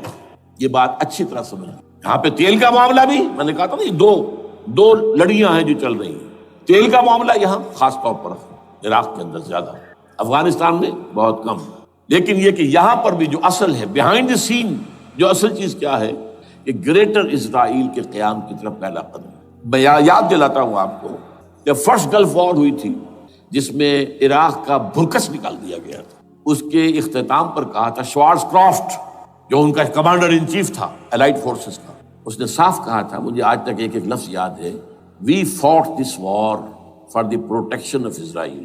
اور اب جو ابھی ہوا معاملہ، جب صدام گرا ہے، اس کا مجسمہ بھی گرا ہے، تو اس کے بعد وہ شخص، وہ بدبخت، وہ خبیث جو ابھی پڑا ہوا کومے میں، شیرون نے کہا تھا ان قریب عراق پر ہماری حکومت ہوگی، اور اس سے پہلے تو ہم صرف عراق میں سے یوفریٹس تک کا علاقہ مانگتے تھے، دریائے فرات تک کا، اب ہمارا مطالبہ یہ ہے کہ ہم تو در حقیقت دجلہ تک جائیں گے، دجلہ، تاکہ پورا کا پورا جو فرٹائل دو آبا ہے دجلہ اور فرات کے درمیان کا بہترین علاقہ، وہ سارا ہمارے پاس۔ اس سے آپ اندازہ کر لیجئے کہ یہ دونوں چیزیں جو ہیں دونوں جگہ موجود ہیں۔ وہاں مذہبی زیادہ ہے افغانستان کا، لہذا یہاں بہت بڑی جو ہے کولیشن بن گئی۔ عراق میں تو وہ کولیشن نہیں بن سکی، یورپ بھی ساتھ نہیں آیا، امریکہ had to go it alone, اسے کرنا پڑا ہے۔ زیادہ سے زیادہ کوئی ٹوکن، آسٹریلیا کا کوئی ٹوکن معاملہ، جو ہے وہ برطانیہ کا کچھ شاید ٹوکن ٹائپ جو ہے، وہی یہ کامن ویلتھ پرانی جو ہے چلی آ رہی ہے، اس میں شاید کینیڈا کا، باقی تو کوئی نہیں۔ یہ جو آل ورلڈ کولیشن بنی تھی وہ افغانستان کے خلاف کیوں ہے؟ یہاں سے اسلام کی ریسرجنس کا اندیشہ ہے۔ یخرج من خراسان رایات سود لا یردها شیء حتیٰ تنصب بإیلیاء، حضور کے زمانے میں ایلیا جو ہے وہ کن کے قبضے میں تھا؟ عیسائیوں۔ اس کے بعد ہمارے قبضے میں آیا، لیکن پھر کروسیڈرز نے ہم سے لے لیا تھا، اور 88 برس وہ عیسائیوں کے پاس رہا، 1099 عیسوی سے لے کر 1187 تک۔ اب پھر یہود کا قبضہ ہے، پہلے عیسائیوں کا تھا، اب یہود کا۔ اب ان سے لینا واپس، پہلی مرتبہ بھی عرب نہیں لے سکے تھے، کھونے والے عرب تھے، واپس لینے والا کرد تھا صلاح الدین ایوبی رحمۃ اللہ علیہ۔ اب بھی کھونے والے عرب ہیں، مصر اور شام اور اردن، تینوں کا مقابلہ کیا اس نے، اسرائیل نے، اور قبضہ کیا پورے ویسٹ بینک پر، گولان ہائٹس پر، سینائی پیننسولا پر، اور یہ کھو دیا ہم نے اپنے ہاتھ سے۔ اور اب بھی عربوں میں تو کوئی دم نہیں، کوئی جان نہیں، ان کو عیاشیوں نے، دولت مندی نے بالکل تباہ و برباد اور کھوکھلا کر کے رکھ دیا۔ بہرحال یہ جو چیزیں میں نے آپ کو بتائی ہیں، یہ تو وہ پلانز ہیں جو سب شیاطین جن و انس کے پروگرام ہیں۔ وہ جیسے کہ کبھی کہا تھا خمینی صاحب نے، شیطان بزرگ، دی گریٹسٹ شیطن، امریکہ، اصل میں امریکہ، اور اس کے پیچھے حقیقت میں یہود، سامنے امریکہ، پیچھے یہود۔ بالفعل کیا ہوگا یہ تو پھر اللہ ہی جانتا ہے کیا ہوگا۔ وَمَكَرُوا وَمَكَرَ اللَّهُ، کافر اپنی چالیں چلتے ہیں، اللہ اپنی چال چلتا ہے۔ اور سَنَسْتَدْرِجُهُم مِّنْ حَيْثُ لَا يَعْلَمُونَ وَأُمْلِي لَهُمْ إِنَّ كَيْدِي مَتِينٌ۔ اے نبی آپ گھبرائیں نہیں، ہم ان کافروں کو رفتہ رفتہ وہاں سے لے آئیں گے جہاں سے آپ کو بھی انہیں احساس تک نہیں ہوگا کہ یہ تو گرفت میں آ رہے ہیں، ٹریپ ہو رہے ہیں، اور ابھی ذرا میں انہیں ڈھیل دے رہا ہوں، میں املی لہم ان قیدی متین، میری چال بہت مضبوط۔ وہ اللہ کیا کرے گا وہ میں نے آپ کو بتایا، جھلک دکھا دی ہے۔ انشاءاللہ اسی علاقے میں پاکستان اور افغانستان، اور اس کا ہارٹ ہوگا یہ پشتونستان، سرحد اور مشرقی افغانستان مل کر پشتونستان، پشتون اسی مشرقی اس میں ہے، پاکستان کا مغربی صوبہ ہے، شمال مغربی سرحدی، یہ ہارٹ، اور پھر پاکستان اور افغانستان، انشاءاللہ یہی ہوگا۔ اور پھر یہ کہ یہاں سے فوجیں جائیں گی جو حضرت مہدی کی حکومت جمائیں گی عرب کے اندر۔ عربوں میں جان نہیں ہے کہ وہ مہدی کی حکومت کو جما سکے۔ یخرج ناس من المشرق یؤتون للمہدی یعنی سلطان ہی، مشرق کی طرف کے کسی ملک سے فوجیں آئیں گی جو مہدی کی حکومت قائم کرے، عربوں میں دم نہیں۔ بہرحال ہوگا کیا وہ میں نے کہا کہ یہ تو اللہ کے ہاتھ میں ہے۔ اب یہ کہ کرنا کیا چاہیے، یہ ہے میری تقریر کا آخری حصہ۔ دیکھیے ذوالفقار مرزا نے جو کچھ کہا اور سید قائم علی شاہ نے، میں خوشائند سمجھتا ہوں کہ طالبانائزیشن اور ہے، اسلامائزیشن اور ہے، ٹھیک ہے۔ تیری آواز مکے اور مدینے، طالبانائزیشن کے اندر کچھ بغیر تعلیم یافتہ، کچھ جذباتی، اس طرح کے لوگ بھی ہیں جن میں انتہا پسندی بھی ہے، جیسے کہ میں پہلے بیان کر چکا، افغانستان میں ہوا ہے، افغانستان کے اندر بھی رفتہ رفتہ وہ اپنی چیزوں سے نکل رہے تھے، نکل جاتے ہیں، لیکن موقع نہیں دیا گیا، نپتی ایول ان دی بٹ ختم کر دیا گیا۔ اسی طرح ہمارے سرحدی صوبے میں جیسا کہ میں بتایا 3 قوتیں برسرکار ہیں، who is who knows it، کون کیا ہے۔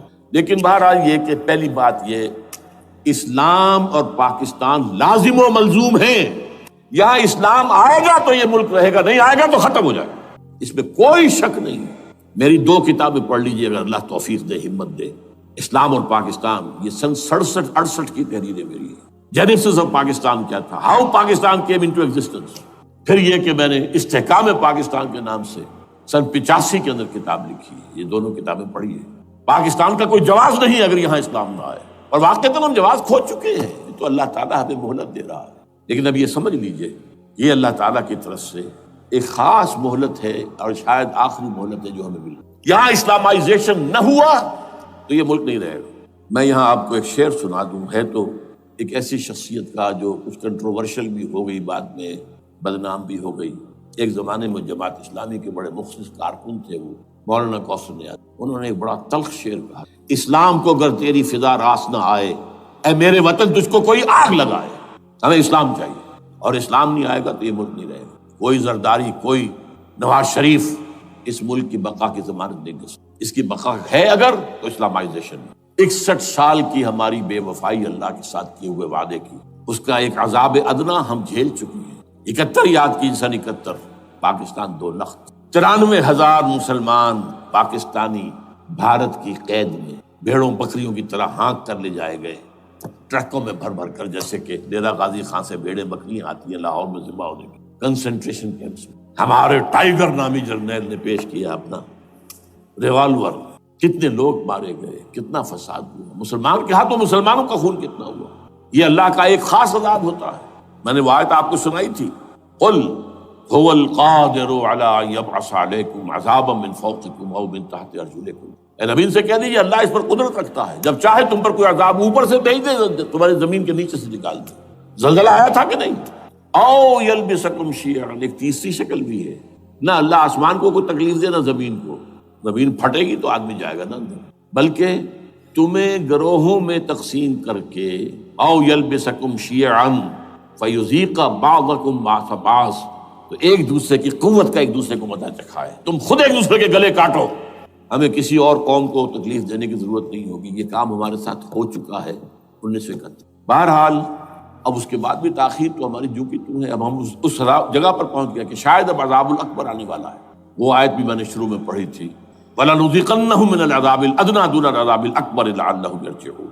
چھوٹا عذاب آیا 1971 میں پاکستان، بہرحال مغربی پاکستان تو برقرار رہا، اس کا نام بھی پاکستان رہا، اب شاید بڑا عذاب آ رہا ہو، بلکنائزیشن جس کے نقشے جو ہیں دنیا میں شائع کیے جا چکے، اور اس اسلامائزیشن کے لیے جو میں کہہ رہا ہوں کہ اس کے بغیر یہاں پاکستان نہیں رہے گا، اس کے لیے اس کی جو دستوری، تدریجی، قانونی، پرامن اگر راستہ اختیار نہ کیا گیا تو ملیٹنسی بڑھے گی، یہ رکنے والی نہیں ہے۔ یہ جو اوپر کا جو علاقہ ہے، ایک ٹرائنگل ہے جس کا نقشہ کھینچا ہے ایک بہت بڑے مصری ادیب اور مورخ نے، شکیب ارسلان ان کا نام تھا۔ انہوں نے کہا ہے کہ یہ پامیر سطح مرتفع جو ہے، پامیر جسے روف آف دی ورلڈ کہا جاتا ہے، اس سے پہاڑوں کے سلسلے نکلتے ہیں، کوئی چین کی طرف چلا گیا، کوئی تبت کی طرف چلا گیا، جو قراقرم ادھر آ گیا پاکستان کی طرف، ہمالیہ آ گیا پاکستان انڈیا کی طرف، ادھر ہندو کش چلا گیا افغانستان میں، یہ سب جیسے کہ ایک جو پہیہ ہوتا ہے اس کے جو لگے ہوتے ہیں سپوکس جنہیں کہتے ہیں۔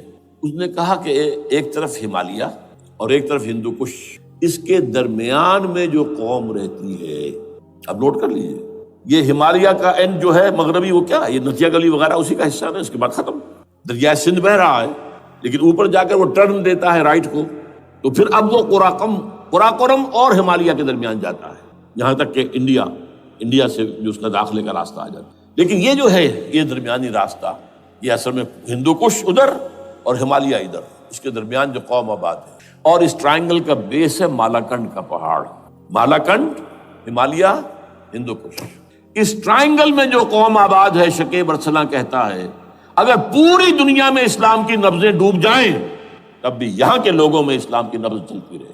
یہ وہ علاقہ ہے جہاں سے پاکستان کے طالبان کا آغاز، جہاں سے پرامن تحریک چلی تھی، اس کا راستہ روک دیا گیا، اب وہ شدت پسندی پر آ گئے، اور یہ شدت پسندی بڑھے گی اگر آپ نے تشدد سے روکا، اگر امریکہ کے چمچے بنے رہے، اگر امریکی ایجنڈے ہی کو پورا کرتے رہے اور اپنے لوگوں کو مارتے رہے، تو جواب میں در ایک چراغ حقیقت کو گل کیا تم نے تو موج دودھ سے صد آفتاب ابھریں گے۔ یہ اب جو آ رہے ہیں، کہاں سے آ رہے ہیں آپ کے یہ خودکش حملہ آور؟ یہ وہی ان لوگوں کے رشتہ دار ہیں نا جو امریکی بمبارڈمنٹ میں مارے گئے ہیں، کتنے ہیں جن کے بچے ختم ہو گئے، بیٹے مر گئے۔ یہ جو ہمارے ہاں ایک کمانڈوز کے کیمپ کے اوپر جو حملہ ہوا تھا اور خودکش بمبار، جس سے کہ شاید 18-19 بہترین آپ کے کمانڈوز ختم ہوئے تھے، وہ کون تھا؟ وہ خود کمانڈو تھا، اندر کوئی اور تو جا ہی نہیں سکتا تھا، یہ کمانڈوز کا کیمپ تھا، اور اس کے میس میں لوگ کوئی جا سکے، وہ خود کمانڈو تھا۔ اس کی بیٹی لال مسجد کے اندر جلی تھی۔ اب آپ اندازہ کیجئے کہ اس کے دل میں جو کھول رہا تھا اس کا جذبہ، اس نے اس کو ٹھنڈا کیا خود جان دے کر۔ تو جان لیجیے ادھر باجوڑ میں حملہ ہوا تھا، ادھر جو ہماری ملٹری پریڈ کے اوپر حملہ ہو گیا، تو یہ بات رکے گی نہیں۔ اور یہ ظاہر بات ہے کہ اب شمال سے لے کر نیچے تک کی بات ہے، وہاں پر بھی میں نے شروع بھی کہا تھا یہ خطرہ حقیقی ہے، غیر حقیقی نہیں ہے، وہمی اور خیالی نہیں ہے، اس لیے کہ اب جو اس علاقے سے جا رہے ہیں ہجرت کر کے کراچی، وہی ان کی جگہ ہے، وہیں پر ان کے رشتہ دار ہیں، محسود ہیں، وزیری فلاں ہے، یہ ہے وہ ہے، وہاں وہ جا رہے ہیں۔ اور وہاں پر بھی ظاہر بات ہے کہ جو کچھ ہو رہا ہے افغانستان میں اور جو کچھ ہو رہا ہے شمال سرحدی صوبے میں، اس کا ایک تسلسل ہوگا۔ میں یہاں یہ عرض کر دوں آپ سے کہ تقریباً 4 سال قبل، بلکہ 4.5 سال، میں انتہائی مایوسی کو پہنچ چکا تھا کہ پاکستان کا وجود باقی نہیں رہے گا۔ میں نے یہی تقریر کی ہے 29 فروری سن 2004 کو، اسی جگہ۔ پاکستان جواز کھو چکا، یہ اسلام کے نام پر تھا، ویئر اسلام؟ جو اسلام یہاں وہ تو بھارت میں بھی ہے، وہ تو امریکہ میں بھی ہے، وہ کہاں ہے اسلام کا سیاسی نظام، اسلام کا تعزیراتی نظام، اسلام کا کرمنل لا، اسلام کا سول لا، اسلام کے فیملی لاز کہاں بنائے تھے اس شخص نے جو فیلڈ مارشل بنا تھا خود ساختہ، جو اس نے قوانین بنائے تھے، تمام علماء نے کہا تھا، تمام مکتبہ فکر کہ غلط ہے، تحریک کوئی نہیں اٹھائی، یہ ان کی غلطی تھی، کوتاہی تھی۔ جمہوریت کی تحریک میں شامل ہو گئے، اس پر کوئی تحریک نہیں چلائی۔ بہرحال وہ نظام کہاں ہے؟ وہ نظام تو قائم نہیں کیا۔ اس حوالے سے یہ اپنا جواز کھو چکا۔ دو ریشنل ہے، ریزون دیت جسے کہتے ہیں فرینچ کے اندر، ریزون دیت کسی چیز کی ریزن، ریشنل آف ایگزسٹنس۔ اس کے بعد یہ ہے کہ پچھلے سال سے کچھ مایوسی میں کمی ہوئی۔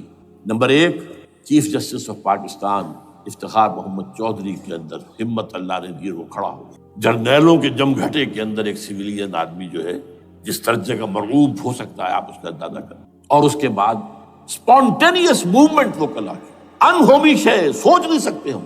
یہ موومنٹ جو ہے یہ کوئی اسٹریٹ ارچنز کی چلائی ہوئی نہیں ہے، یہ ہمارے ہاں کے گاموں ماجوں کی نہیں ہے، بلکہ یہ تو پڑھے لکھے لوگ، وکیل، کالے کوٹ، کالی ٹائیاں، پینٹ، یہ جو سختیاں جھیلی ہیں انہوں نے، ابھی تک وہ تحریک چل رہی ہے۔ اگر اس سے ظاہر بات ہے وقت گزرنے کے ساتھ ساتھ اس کی وہ تیزی اور تندی میں تو کمی آئی، اور حکومت کو موقع ملا ان کے اندر کوئی رفت پیدا کرنے کا بھی۔ لیکن بہرحال ان دونوں چیزوں سے میری مایوسی میں قدرے کم۔ اب دوسری بات وہ تھی 18 فروری کے الیکشن کا پرامن طور پر منعقد۔ میں یہ سمجھتا تھا کہ جو اس کے اندر دخل اندازی ہے، ریگنگ ہو گئی ہوئے، کیسے ممکن ہے پاکستان میں الیکشن ہو اور ریگنگ نہ ہو؟ پھر تحریک چلے ہی چلے، کیونکہ تحریک تو چل رہی ہے پہلے سے، صرف اس کے اوپر تیل اور ڈالنا ہے نا، اور پھر بدامنی ہوئی ہو، اور پھر دونوں طرف گدھ بیٹھے ہوئے ہیں، the NATO forces in the west, Indian forces on the east, they will march into Pakistan، اور پاکستان کے ایٹمی دانت توڑ کر Pakistan will be put at the mercy of India، بھارت۔ Now do whatever you like۔ Condoleezza Rice کا میں آپ کو بیان سنا چکا ہوں۔ پاکستان کے مستقبل کا فیصلہ امریکہ اور بھارت بھی کرتا۔ بہرحال اب تیسری جو امید ہوئی ہے کہ کل پرسوں میں جو ہوئی ہے، کولیشن جو ہے یہ ناکام ہوتی نظر آ رہی تھی، لیکن یہ کہ صدر کے مواخذے پر یا صدر کے خلاف جو ایک کارروائی ہو رہی ہے، اللہ کرے کہ وہ پوری ہو جائے، یا اس سے بھی بہتر ہے کہ وہ خود ہی استعفیٰ دے کر دفع ہو جائے۔ بہرحال یہ کہ اس سے بھی کچھ امید کا پہلو جو ہے پیدا ہوتا ہے۔ اب یہاں اسلامائزیشن کا پرامن، تدریجی اور اسلام اور دستوری اور قانونی طریقہ کیا ہے؟ وہ طریقہ کیا ہے؟ 1949 اور 50 میں جو عمل شروع ہوا تھا، جو اس کے بعد سے آج تک جو ہے ختم ہو گیا، اس کو اثر نو شروع کیا جائے۔ دوڑ پیچھے کی طرف ہے گردش ایام کی۔ 49 میں کیا ہوا تھا؟ قرارداد مقاصد۔ وہ گویا کہ پاکستان میں نظام خلافت کی جڑ تھی جو رکھ دی گئی تھی کہ sovereignty belongs to Allah and whatever authority we have it's a sacred امانت۔ یہ تو اصل میں استعمال کی جائے گی یہ قوت کتاب و سنت کے دائرے کے اندر this is خلافہ، in essence it is خلافہ۔ خلافت کی بنیاد رکھ دی گئی۔ اس سے پہلے 48 میں سن 47 کی ایک تقریر کی وجہ سے جو غلط فہمی پیدا ہوئی تھی قائد اعظم کی 11 اگست کی، اس کا انہوں نے کراچی کی ہائی کورٹ بار ایسوسیشن میں جا کے کہہ دیا تھا۔ کچھ لوگ شرارت کے ساتھ یہ پروپیگنڈا کر رہے ہیں کہ پاکستان میں دستور شریعت پر مبنی نہیں ہوگا، یہ فتنہ ہے، غلط کہہ رہے ہیں، نفی کر دی تھی۔ اب یہ دوسری بات ہے کہ اندھوں کے اندھے جو ہیں وہ اس 11 اگست کی تقریر کو لیے پھرتے ہیں، اس کے ایک جملے کو، اور یہ اتنی کھلی بات جو کی شریعت کا لفظ، شریعت پاکستان کا دستور جو سمجھتا ہے کہ شریعت پر نہیں مبنی ہوگا وہ غلط کہتا ہے، وہ شریر ہے، شرارت پیدا کر رہا، یہ قائد اعظم کے الفاظ۔ بہرحال اس کے بعد ایک عمل کیا ہوا تھا سن 50 میں، یہاں کے سیکولر عناصر نے ایک بڑا شور مچایا، کس کا اسلام لاؤ گے؟ شیعہ کا، سنی کا، دیوبندی کا، بریلوی کا، وہابی کا، کس کا اسلام؟ اللہ تعالیٰ غریق رحمت کرے ان بزرگوں کو۔ پاکستان کے تمام مذہبی مکاتب فکر کی ٹاپ کی قیادت جمع ہو گئی کراچی میں، شیعہ بھی، اہل حدیث بھی، بریلوی بھی، دیوبندی بھی، 31 علماء، جماعت اسلامی بھی، مولانا مودودی بھی اس میں۔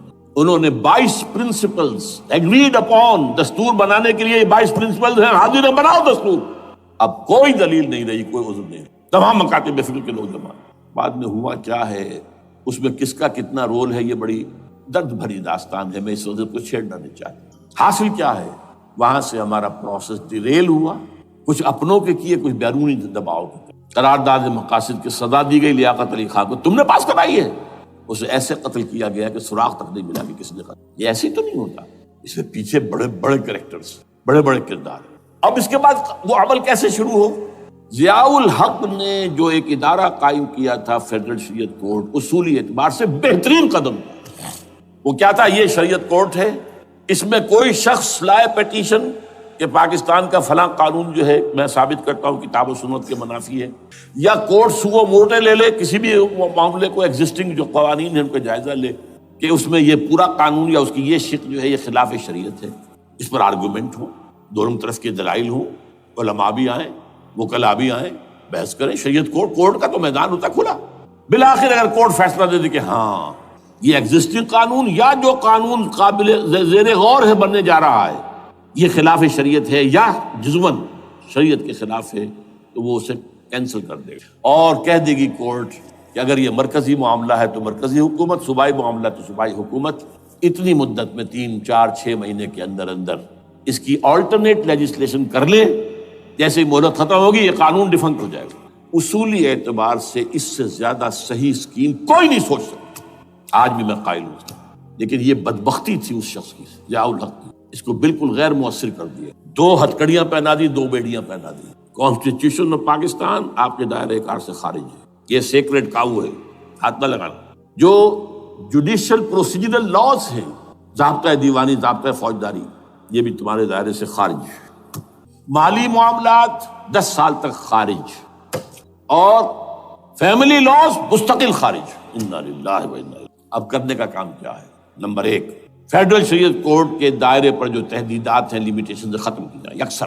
نمبر 2، اس کا سٹیٹس کم سے کم ہائی کورٹ کے درجے کا ہونا چاہیے۔ نمبر 3، اس میں جید علماء کو لا کر بٹھایا جائے، ان کی میجورٹی ہونی چاہیے، وکلاء بھی ہوں، جدید تعلیم کے، جدید قانون کے جاننے والے، لیکن علماء بھی ہوں۔ اگر آپ جید علماء کو لے آئیں گے تو پھر وہ جو عام مولوی ہے بیچارہ، وہ جو پوری طرح نیم خواندہ ہے یا نیم تعلیم یافتہ ہے، یا ہمارا عام آدمی ہے جو طالبان کے انداز کے اندر وہ شدت پسندی پر آ گیا ہے، اسے یہ اندازہ نہیں ہے کہ دین میں اہمیت کس شے کی اول ہے، پھر دوسری کون سی، ثانوی شے کون سی ہے۔ اب اس کے بجائے علماء، جدید علماء، تمام جو ہے مسالک کے علماء اس میں شامل کیے، اس کے فیصلوں پر نظر ثانی کا کھلا موقع ہونا چاہیے۔ ایک دفعہ عدالت فیصلہ کر دے، نظر ثانی کا موقع ہونا چاہیے، اور کسی شہری کی طرف سے پیٹیشن آئے یا سو موٹو، وہ جائزہ لے اور ایک ایک کر کے قوانین جو ہے غلط ختم، ان کی جگہ پر لیجسلیشن پارلیمنٹ ہی کرے گی یا صوبائی اسمبلی کرے گی۔ کورٹ کا کام لیجسلیشن نہیں ہے، وہ یہ کہہ سکتا ہے کہ یہ بھائی یہ معاملہ جو ہے شریعت سے تجاوز کر گیا ہے، یا فلاں جو قانون تم بنانے چلے اس کی یہ شق جو ہے شریعت کے خلاف ہے، بس فیصلہ یہ دے گی۔ ظاہر بات ہے لیجسلیشن اس کا کام نہیں، لیجسلیشن جو کرے گی آپ کی نیشنل اسمبلی کرے گی، آپ کی صوبائی اسمبلی کرے گی، لیکن وہ اس کا متبادل قانون لے آئیں اور پہلا قانون ختم ہو جائے گا۔ اچھا، اس عرصے کے دوران جو کونسل آف اسلامک آئیڈیالوجی پر ارب روپیہ خرچ ہوا ہے، اس کی رپورٹوں کے انبار لگ گئے ہیں، کسی ایک سفارش کو بھی آج تک پارلیمنٹ میں پیش نہیں کیا گیا، اور اس میں جید علماء رہے ہیں اور تمام مکاتب فکر کے علماء رہے ہیں۔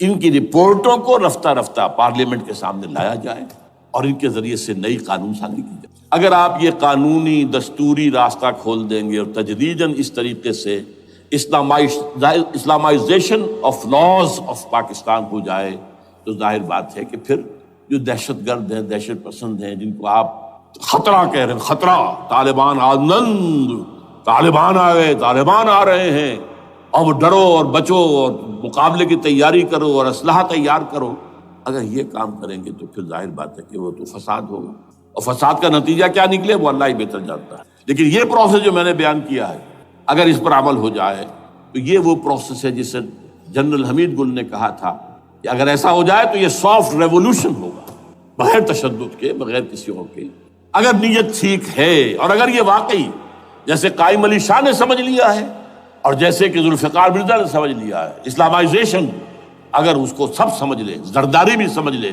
اور نواز شریف بھی سمجھ لے اور سب سمجھ لے، تو ظاہر بات ہے کہ پھر کسی توڑ پھوڑ کے بغیر، کسی اور بدامنی کے بغیر، کسی تشدد کے بغیر اسلامائزیشن یہاں ہو جائے تو سب کے دل خوش ہو جائیں گے، اور یہ سارا جو بھی تشدد ہے، یہ دہشت گردی ہے، اس کے راستے بند ہو جائیں گے۔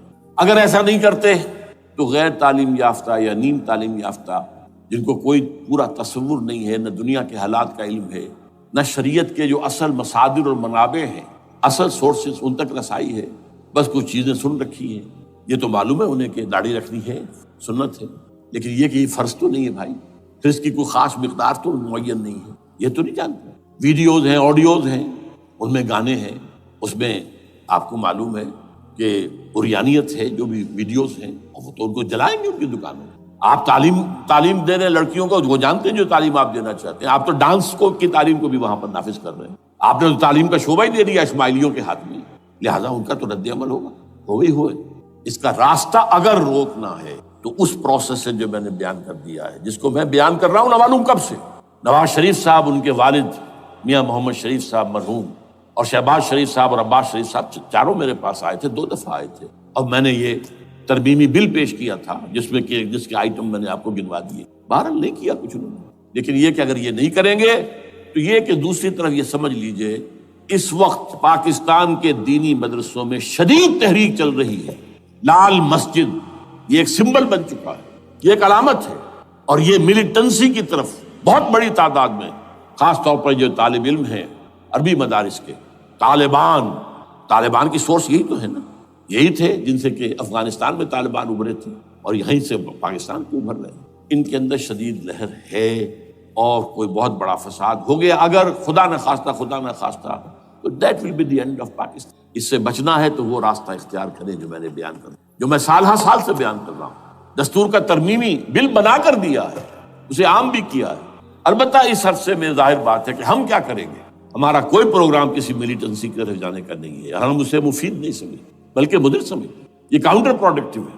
ہمارے سامنے پروگرام کیا ہے؟ سے نکاتی پروگرام، بڑے پیمانے پر دعوت ایمان بذریعہ قرآن. نمبر 1، میری تمام سرگزشت کھوئے ہوئوں کو جستجو، میری سرگزشت جو ہے 50 سال سے اسی میں ہے، قرآن کو پڑھنا، پڑھانا، سیکھنا، سکھانا، عام کرنا. اور الحمدللہ ایک بڑی ٹیم تیار کر دی ہے میں نے اللہ کے فضل سے، جو یہ کام کر رہی ہے. دعوت ایمان بذریعہ قرآن، اور جو ایمان واقعتاً لے آئیں، جس کا ثبوت ہوگا شریعت پر عمل، جس چیز پر عمل کیا جا سکتا اور نہیں کرتے تو آپ مجرم. ہاں ظاہر بات ہے اس سے ایک حصہ ایسا ہے جس پر آپ عمل نہیں کر سکتے جب تک کہ نظام نہ بدل جائے. چور کا ہاتھ میں نہیں کاٹ سکتا، آپ نہیں کاٹ سکتے، لیکن جتنے پر عمل ممکن ہے اس پر عمل. ایسے لوگوں کو آرگنائز کیا جائے. بیعت کا نظام، مسنون نظام، قرآن میں معصور، مسنون، منصوص، یہ سارا نظام اس کی بنیاد. ایک آدمی کا، وہ آدمی کہے کہ بڑھو تو بڑھو، وہ کہے کہ رک جاؤ تو رک جاؤ. نمبر 3، ان لوگوں کا تزکیہ. اور میں بتا چکا ہوں تزکیہ اور تربیت. تزکیہ کس بات کی؟ کوئی امنگ، کوئی ولولہ، کوئی مقصد، کوئی تمنا دل میں نہ رہے سوائے اللہ کی رضا کی. حکومت مطلوب نہ ہو، اقتدار مطلوب نہ ہو، مال و دولت مطلوب نہ ہو، اللہ کی رضا اور آخرت کی فلاح. ہر تمنا دل سے رخصت ہو گئی. حضرت مجذوب کا مصرع، اب تو آ جا، اب تو خلوت ہو گئی، اے اللہ تو آ جا میرے دل میں، میرے دل سے ہر تمنا نکل چکی ہے، خلوت ہے. اور تربیت کس کی؟ کہ تیاری ہو جائے اس بات کی کہ تن من دھن سب لگا دیں گے، جان بھی دے دیں گے جب موقع آئے. چوتھا کیا؟ کہ جب تک یہ تعداد کافی نہ ہو، یہ نہیں ہے کہ 150 آدمی لے کر کسی ایک جگہ پر کسی لال مسجد کو ہم مرکز بنا کر بیٹھ جائیں، نعرہ لگا دیں. ملک گیر جماعت، اور وہ بھی معتدل تعداد پہ، وہ جب تک نہیں ہوتی تو ہم یہی 3 کام کریں گے. دعوت ایمان بذریعہ قرآن، تنظیم بذریعہ بیعت، مسنون بیعت، تزکیہ اور تربیت کرتے رہیں گے. بانشہ درویشی در ساز دمادم زن، یہی کام کرتے رہو. نو ملیٹنسی، نو الیکشنز. لیکن جب تعداد کافی ہو گئی تو ایک منظم اور پرامن مطالباتی اور احتجاجی تحریک، توڑ پھوڑ نہیں، گھراؤ جلاؤ نہیں، جیسے گاندھی نے شروع کی تھی، نمک بناؤ تحریک، سول ڈس اوبیڈینس. لیکن کسی نے کوئی توڑ پھوڑ نہیں کی تھی. اپنے سر ان کے پھوٹے ہیں بڑے سے بڑے لیڈروں کے، مولانا ابوالکلام آزاد اور پنڈت جواہر لال نہرو کے سر پھٹے ہیں. ہزارہ لوگ جیلوں میں گئے ہیں، انہوں نے کسی کو کچھ نہیں. اسی کا نقشہ ایرانیوں نے دکھایا، 20,000 سے لے کر 30,000 تک جانیں دے دی، ہتھیار نہیں اٹھائے. اس لیے کہ ہتھیار بھی استعمال کرو گے تو اوپر جو حکومتیں ہیں ان کے پاس تو بے تحاشا فوج ہے، ان کے پاس ٹینک ہے، ان کے پاس ہوائی جہاز ہیں، ہیلی کاپٹرز ہیں، گن سے بھرے ہیلی کاپٹرز ہیں. کیا نہیں ہے؟ پرامن، منظم، مطالباتی اور احتجاجی تحریک.